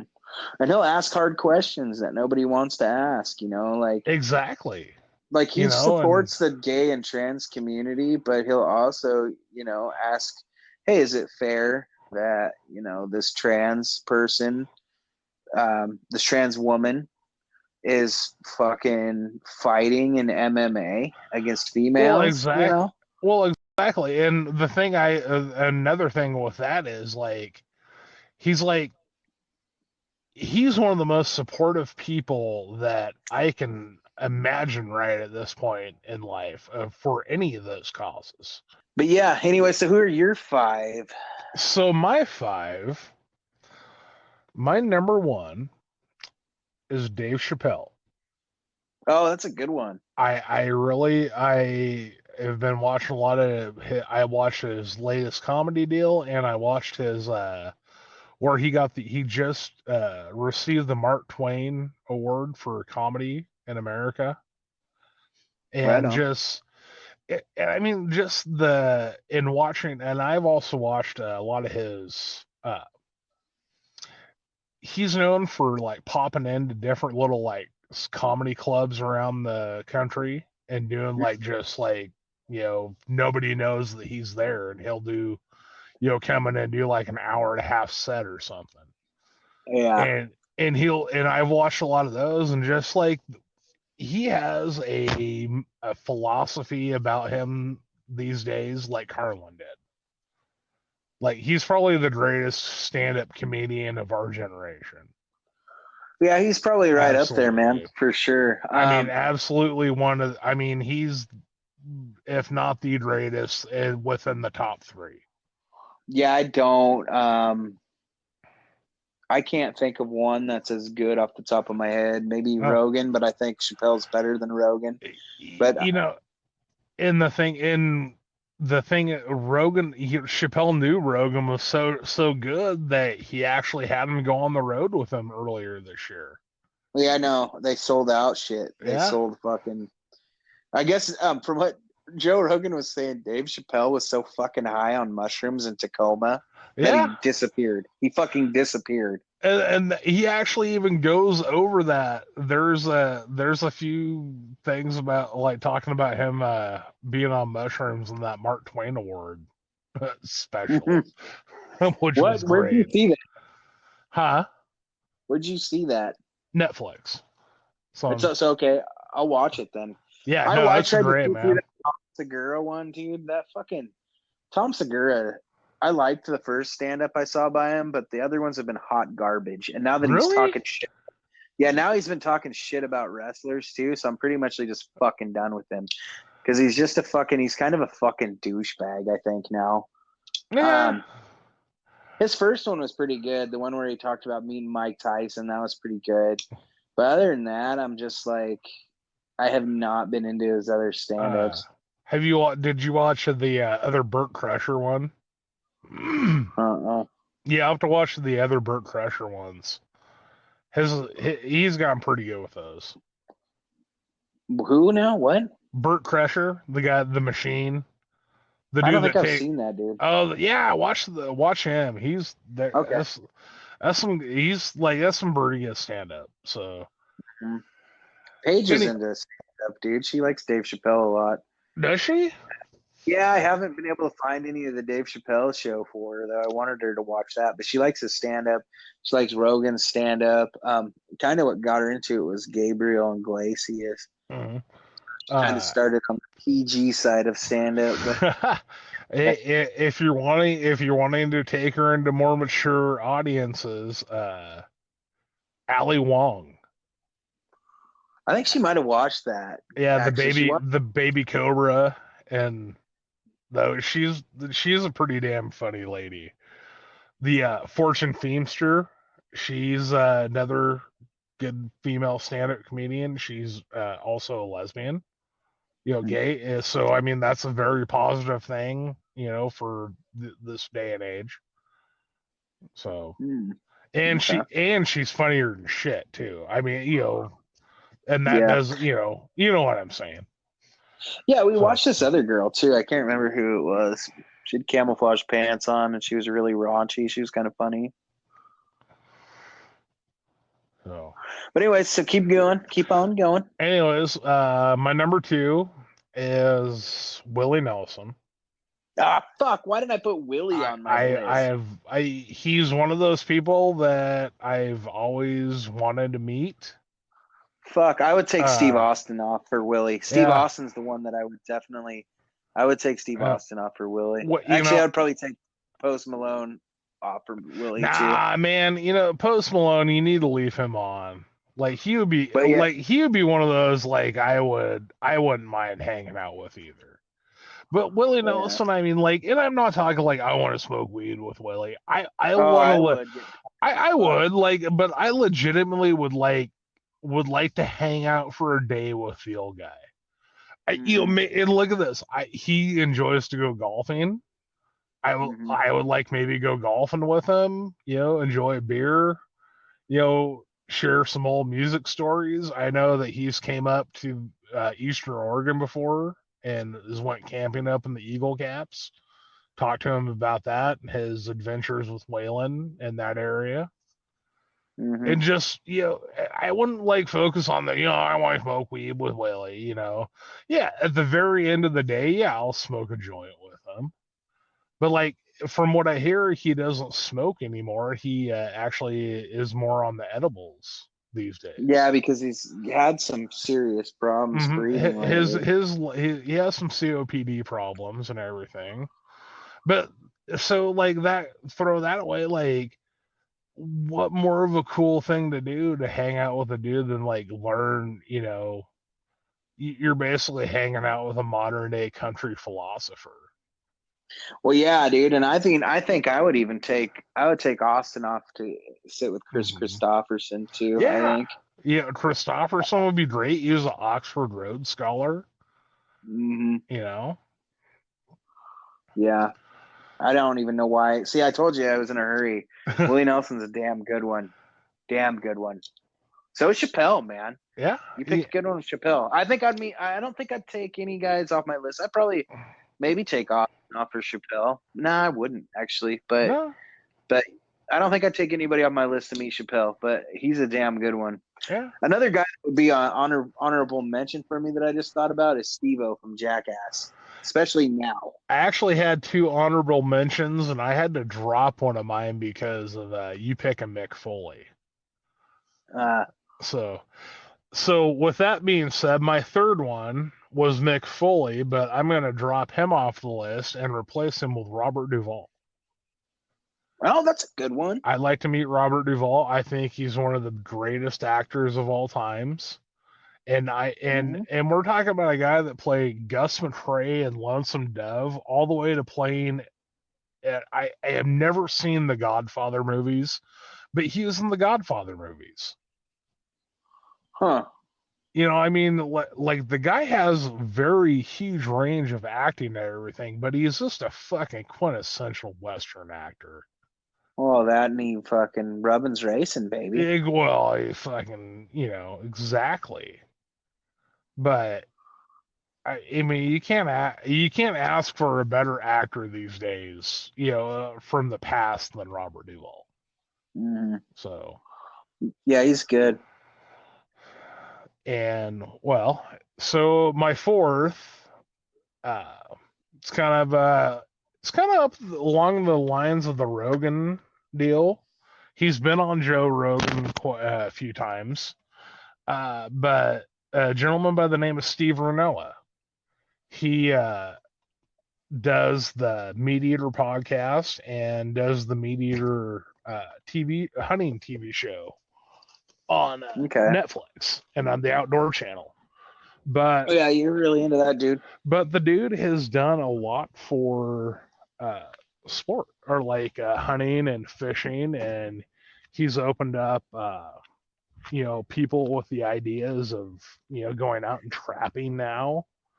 And, you know, just, you know, he's kind of throwing the idea of it's okay to go out and gather your own meat and forage for your own food. And he's brought a lot of that into the mainstream. And, you know, he's brought the ideas and everything else like that. Plus, the guy is a graduate level English major. He was like, I mean, the stuff that he talked, like the literature that he talks about reading on his show and everything, like you can tell the guy is very intelligent. But just, you know, all the causes that he stands for, I believe in. You know, they're not all about, you know, being this bushwhacking fucking gun waving redneck and everything. They're actually, you know, sportsmen that are in it for the sport. Mm-hmm. So, and with that, my last pick is kind of nerdy, but so am I. But his is a paleontologist. His name is Dr. Trevor Valle, and he actually runs the paleontology department at the La Brea Tar Pits. And and there's another you can actually credit Joe Rogan for this as another person that I actually learned about from his show. he was on actually one of the first Joe Rogan episodes I ever listened to or actually ever watched. Trevor Volley was on. And he's like, and he's not like the, you said like paleontologists, you think of this like squinty little nerdy dude, with, the sun hat on and everything. No, this guy looks like Kevin Smith. He looks like he could be a professional wrestler. Kevin Smith is another guy that's beyond honorable mention. That's actually he is one of my other honorable mention people. But I think too. Actually, I might put Kevin. I mean, I think a lot of these go day by day. I might switch Steve Austin out for Kevin Smith on some days too. Another one too. I was just thinking about is fucking Iron Mike, dude. Yeah, Mike Tyson. I would like to. Speaking of Joe Rogan. Yeah, I'd like to talk to Mike Tyson. I think that'd be an interesting conversation. Not in the 90s. I would like to talk to him now, though. Because I like the person that he's evolved into. I think. After watching him on Rogan and watching his podcast and watching him throughout the last year or so and listening to interviews with him, I really like how he's completely changed. He's a good. I mean, he's trying to be a good person. He really is, and you can tell he'll be the first one to tell you he was a prick. He'll tell you that he was lost. Yeah, he was drugs and steroids and. Well, fuck anybody who's heard that Rogan interview. He was doing coke at like fucking 12. Yeah, I mean, he literally. What I mean, he's like, when you're like 8 and your mom gives you weed to get you to go to sleep or whatever, and Joe Rogan's like, no, I don't know that. That's like completely not normal. It's not normal for your parents to give you weed when you're 8 to go to sleep. It's just like, and talking about how, like, I mean, he was picked up by those guys when he was like 15, 16 years old, and he was just brainwashed to think he was the best and the toughest and the baddest. Well, so in his head, he was, and that's who he became, but he didn't. It wasn't necessary. He was like brainwashed into being what he was. And the thing with Mike Tyson too, from a technical like boxing standpoint, he wasn't that great of a fighter. He was a powerhouse that would go out. And they always said that, and Buster Douglas said this. This is a guy that actually beat Tyson. He said, if you could withstand 5 rounds of Tyson, like beating on you, he's like, you'd have the guy beat. Because he's like, he would come out in those 5 rounds and he'd gas himself out. And, so, but we're also talking Iron Mike Tyson, the guy who would come out, like, have you ever watched any of his highlight reels, like on YouTube? Oh, yeah, I've watched a bunch of them. Yeah. Boom, boom, boom, fight's done. Boom, boom, boom, fight's done. Boom, boom, boom, fight's done. I mean, he's had some ones though that did go away. Yeah, and those, and like I said, you watch about the 4th or 5th round, he gets really gassed. But yeah, well, he's also said he was fighting on coke on a lot of those. Well, it should, yeah. I mean, how blowed out of his mind was he during the early 90s and late 80s? Yeah, yeah, I mean, the cocaine was like the rock star of Red Bull back then. especially for folks like that. So it should have been a sponsorship by cocaine back in the day. But anyways, yeah, sponsored by cocaine. But yeah, that Trevor Volley guy, he's also one of those. He's a I don't know how to put it. Has about the as much hatred for flat Earth believers as I do. And I've watched him on a few like live YouTube like Zoom discussion deals, like completely debunk these people and just fucking own them. Like the same as like them saying like religious people saying like dinosaurs are fake and everything. The dude is just, he's funny. And he kind of has this kind of like smart ass funniness about him too. I'll have to watch that episode. And he actually sometimes and during the Rogan episode, Joe plays him like this video of this flat Earth person like going off on this, and he's like, "What a fucking moron!" But well, all right, that about brings that up to speed. Yeah. Well, we'll come back and close out the session. This is some oldies, but some goodies for you. This is Highlonesome, The Rain is Falling, followed by the Pine Box Boys, Will You Remember Me? I might. Be right back with you.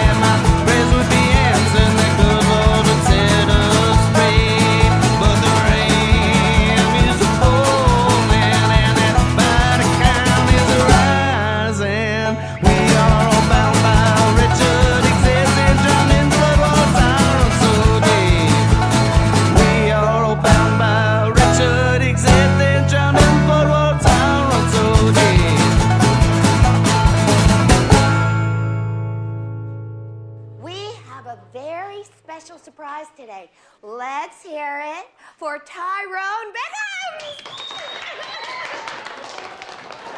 Hi, kids.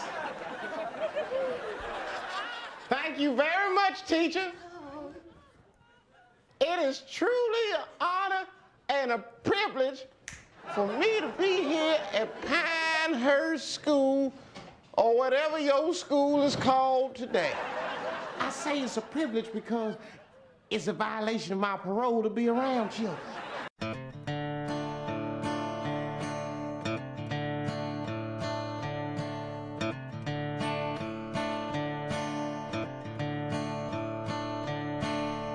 A man is born a slave, oh Lord, or a man is born a chief. I'll always be a beggar, Lord, and I'll always be a thief. Before I grow dark and old and lose my eyes to see, I'll pay back all the things I owe if you remember me. Lord, Lord, will you remember me? Or will you remember me? Lord, Lord, will you remember me? Or will you remember me?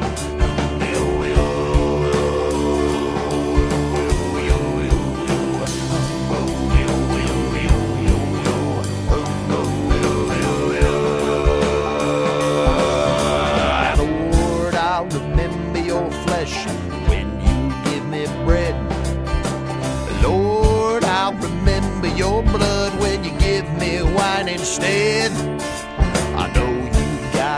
hotter in hell hanging up on that tree. Now if I give you a sip of wine, will you remember me? Lord, Lord, will you remember me? Lord, will you remember me? Lord, Lord, will you remember me? Lord, will you remember me?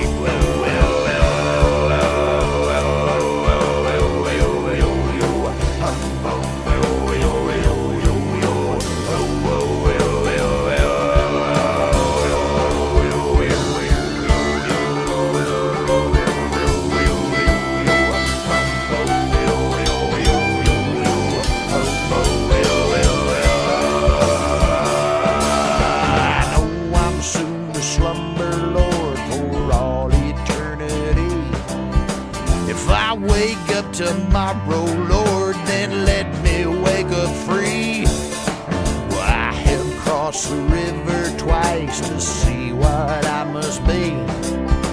And after I have come this far, will you remember me? Lord, Lord, will you remember me? Lord, will you remember me? Lord, Lord, will you remember me? Lord, will you remember me?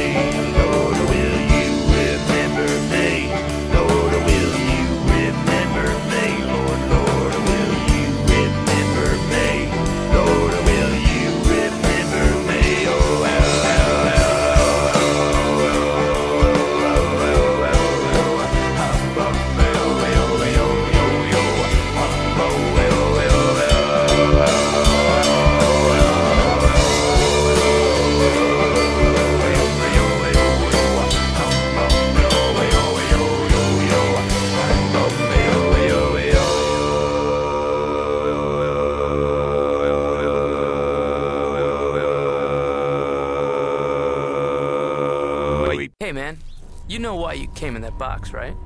It's because someone put you there to die. Now that ain't true now. I got me these night vision goggles. For what? You're a hillbilly. You don't even know who you are, do you? Look at you. You're a clown. You're a joke. I don't know why I have these goggles. All right, folks, we're back. We're back. That was Highlonesome, The Rain Has Fallen, followed by the Pine Box Boys, Will You Remember Me? So, yeah. Yeah.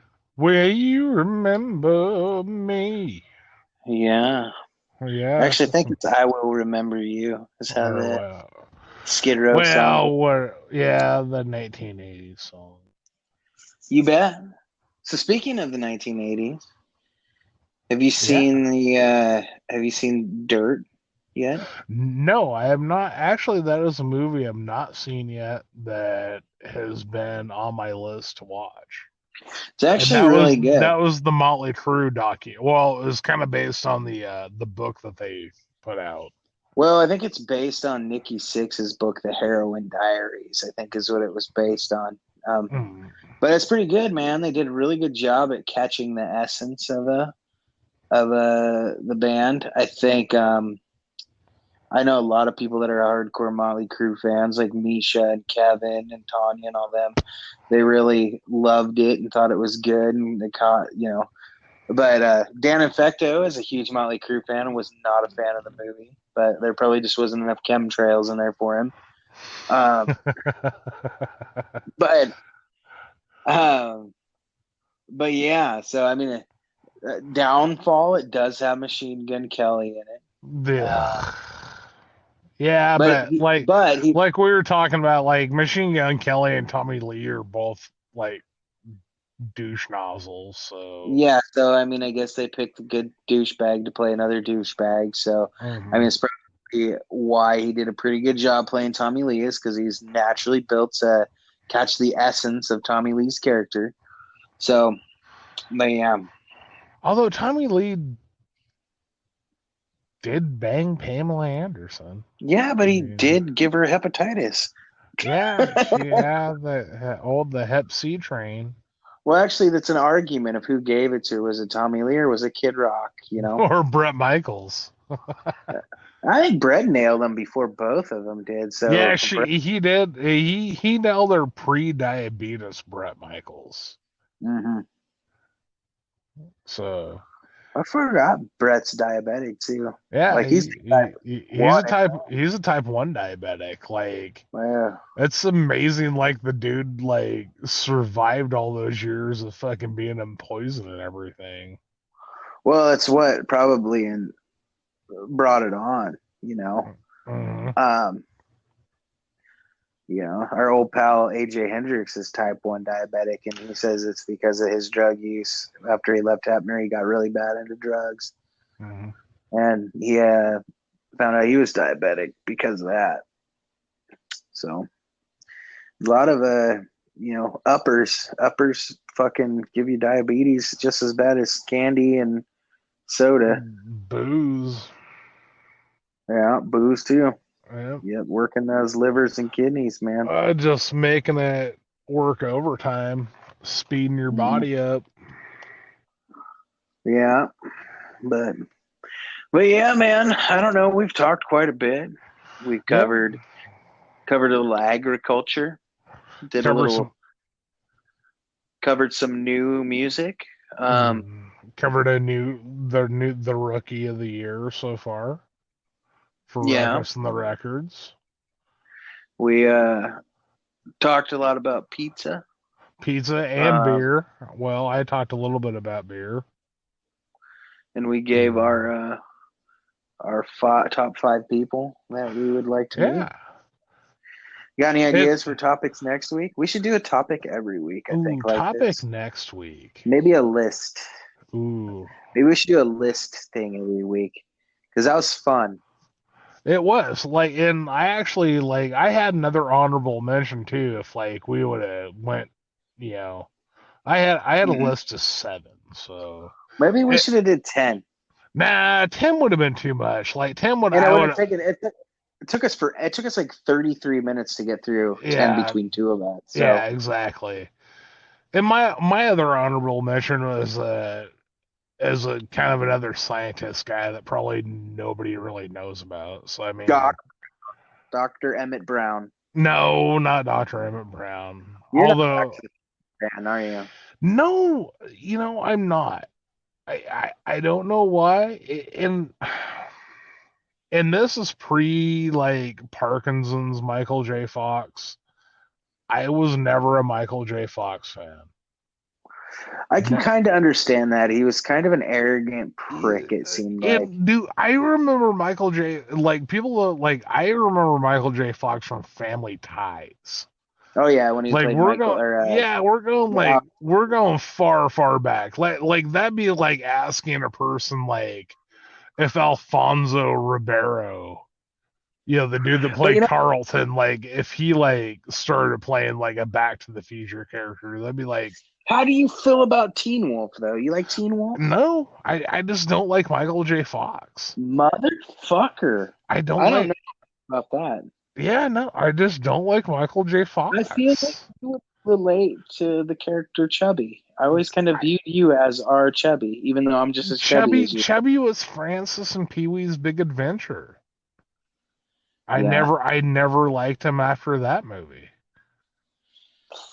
Man, I don't know. So, but yeah, I know. Well, then, you're also I was also a really bad '80s action movie kid. I was probably one of the only 10-year-olds watching Bloodsport and fucking Cobra and all the missing in action movies and shit.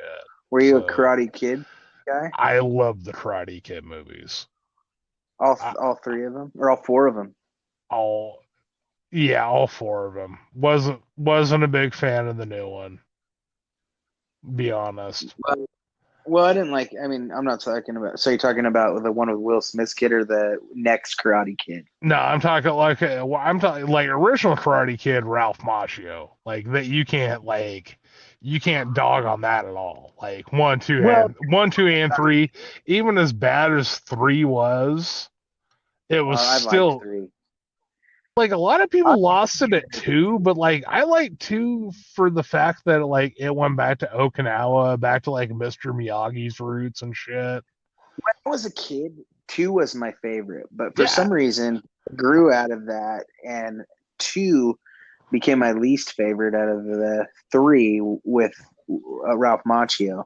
But I would say number two or number three is one of my favorites. Yeah, man. three. Yeah, one was all right. One's like the original. What about You know, Rocky? You Rocky fan? I was never a real big Rocky fan. And I'll say this, like Rocky probably 3 is where I start being a Rocky fan. Not a big fan of one. Not a big fan of 1. Wasn't a big fan of 2. But when like Clubber Lang came in. Actually, I'll say that Rocky 2 wasn't that bad. I started becoming a Rocky fan at Rocky 2. Yeah, but like Rocky 1 was a bit slow. Yeah, Rocky 3 was my absolute favorite. I had Mr. T. Actually, I'll take that back. Rocky 4 was my absolute favorite. When he went to Russia with like Drago and those guys, like that was my favorite. That was my favorite Rocky. I have the perfect top 5 for next week. But we're gonna have to stop this conversation. Okay. Top 5 '80s movies next week. Top 5 '80s movies? Yeah. Oh, okay. Top 5 '80s movies. That leaves the door open for a lot of different top 5 Yeah, lists. That's like that. The top 5 '80s movies. Hell, you could break that into like genres of movies. It's gonna be hard though, but we gotta that'll be part of the challenge because we can't just if we did top 5 comedies of the '80s or top 5 action movies of the '80s, it'd be a lot easier, I think. But we should just do top 5 movies because there's gonna be shit. First off, I'm not a fucking '80s fan. I didn't like the music, didn't like the movies, didn't like comedy. I'm a '90s kid, so for me, it might be a little easier. But I think you probably like the '80s a little more than me. I think the '90s genre would be harder for me to break everything down into 5. But I think I got a lot. I think still, even saying that, there's a lot to consider. Because then you got a lot of like '89 stuff. Like there was a lot of like '88, '89, like where the movies started getting good. Chevy Chase movies, fucking Bill Murray movies. There's a lot of like shit like that you. Oh, and National Lampoons. There are some good Breakfast Club. You go for the Brat Pack, Young Guns. Yeah. Top Gun. Tom Cruise came out in the '80s. Bloodsport. You bet. Bloodsport. So I think that'll be Steven's like basically every Steven Seagal movie. Mm-hmm. Yeah. So yeah, I think that'll be good. Yeah, top 5 '80s. But movies. Anyway, but yeah. So are you gonna pick Rocky for any of your movies? Probably not. Then, huh? Probably not. Nope. I'm sorry. What were you gonna say about Rocky? About the Rocky movie? About the Rocky movies? Yeah. Rocky. Isn't that what we were talking about? Yeah, Rocky 4 is probably my absolute favorite. I mean, this is gonna be unpopular as fuck, but 5? I actually like. Yeah, I like Rocky in order from back to front. Yeah. I like the 5th one the best, the 4th one second from best, 3rd one third from best, 2nd one second from last best, and the 1st one last best. I thought they got better as they went along, but people fucking hate 5. They fucking hate 5. See, I like Tommy Gunn. I like the street fight. Yep. I thought it was good. Yep. I like the dude that Duke. He kind of like it's kind of like trying to be Don King, the boxing promoter. He was totally yeah, he is a great. Don. It's like touch my Sue. Yeah. Susumi. Rocky knocked his ass out. Susumi. But check it out. Paulie fucking blew all of his money, and it's like Paulie's just a drunk again in a Santa Claus suit, sitting in the basement, back in Philadelphia. But yeah, so I mean, the new Rocky franchise is really good too. I think that's actually getting a lot of steam from the newer crowd. You know, the actually Creed movies and the Balboa movie. This is kind of sad. I actually haven't seen the Creed movies. They're really good. Yeah. I like them. I've watched Balboa. Balboa is pretty good. Yeah, dude, it was dark. Mm-hmm. That's what I liked about it a lot. And then, but the Creed movies are kind of the same way, man. I really dig them. They really put a new spin on it, but really stick to the Rocky feel. Mm-hmm. You know, I hope they do a third one. I think they are. The first two did really well, and if they can keep Michael B. Jordan on, that's going to be the big thing, I think, because Michael B. Jordan, when they kind of nabbed him up to play Creed's son, he wasn't really as in demand as he is now. No. Now they got the Black Panther franchise going on, which I think launch into a second movie as well. Oh yeah, there's going to be a second Black Panther. Plus, there's other Marvel movies and talks. Yeah, he's just really popular. And actually, I was impressed with that kid for a long time. I used to watch him on Friday Night Lights. Mm-hmm. So, but anyways, I think that about wraps it up. We got another newcomer to finish it out. This guy, didn't we play? Actually, I think this guy was in a band that you liked and that you used to play. And he hit us up on the email. His name's Sweet G.A. Brown. The song's called Whiskey, and he was in a band called Hell Stomper. Didn't you used to play Hell Stomper a lot? No. That doesn't ring a bell. I thought that we used to play Hell Stomper. I know I've heard of them. I've heard of them. They're kind of like a Nashville pussy film. They might. I honestly, it might have been. I'll have to go back and look through some old files and everything. But yeah, they sweet. He hit me up, and he's a wrestling fan too. Nice. He's got a song. That's not the song I picked, but we'll be playing a lot of them on there. He actually is an ex-professional wrestler. He's got a song that I probably should have actually just played it now that I'm talking about it, but I didn't. I played another one that I liked. And I think, but yeah, he's got one. It starts with a promo from Greg Valentine, and it ends with a promo from the Honky Tonk Man, and they were both cut. They were both cut specifically for him because he knows them. Sweet. Because he used to wrestle with them and stuff. So, but yeah, interesting cat, man.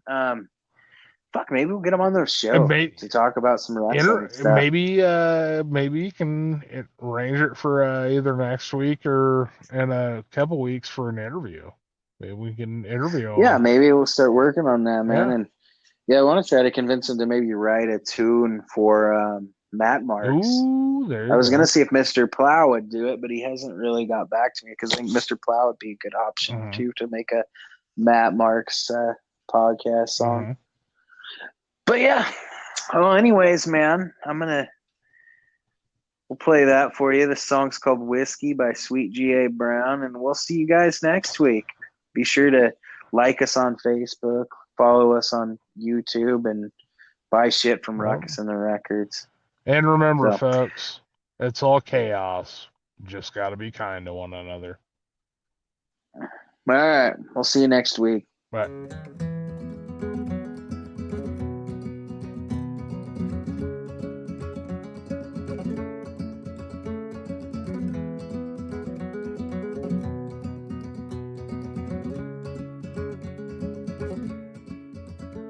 Well, I know a hobo and a Mexican boy.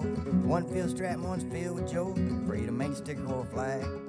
Way of life ain't a drag. I was fully invested in the progress of man till the burden of bush told me to take the hand. Now I'm interested lacking, no one pays the band. I'll lay right here while you take your stand, 'cause I ain't never been to Wyoming, ain't never been to Spain. Don't like the taste of whiskey, now I don't feel ashamed. No, I don't care much for people, treat like life's a game. Hell is hard enough, so don't mess mine up. Now I'll try to do the same.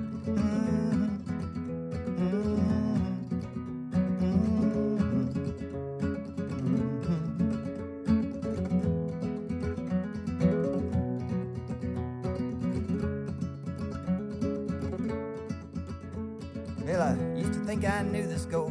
I felt trapped, hell, I lost at George. Scroll nose tough, man, ain't gonna lie.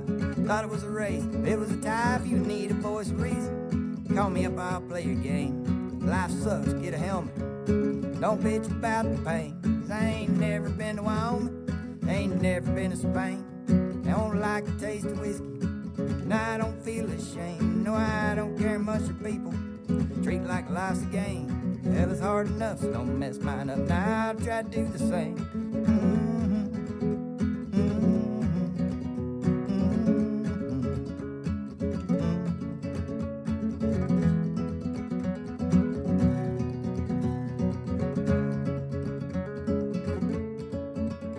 Now I'll take my chances on clear thought, not some clouded random fool.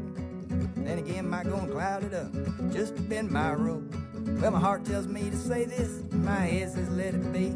My mouth's moving, all bets are off, so let's see what it's gonna be. 'Cause I ain't never been to Wyoming, I ain't never been to Spain. I don't like the taste of whiskey, and I don't feel ashamed. No, I don't care much for people, treating like life's a game. Hell, it's hard enough, so don't mess mine up. Now I'll try to do the same.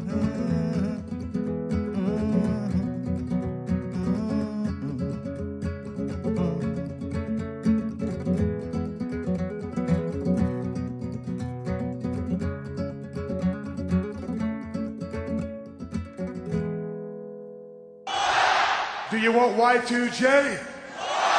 Or do you want Booker T? So while I was trying to make that decision, I drove over to the Sonic Drive-In, ordered a jalapeno burger, a chicken fried steak sandwich, a chili cheese dog with extra onions, French fries, tater tots, washed it down with 1 beer, 2 beers, 3 beers, a shot of whiskey, a margarita, and a Bloody Mary. And I said, Stone Cold, why have one when you can have them both?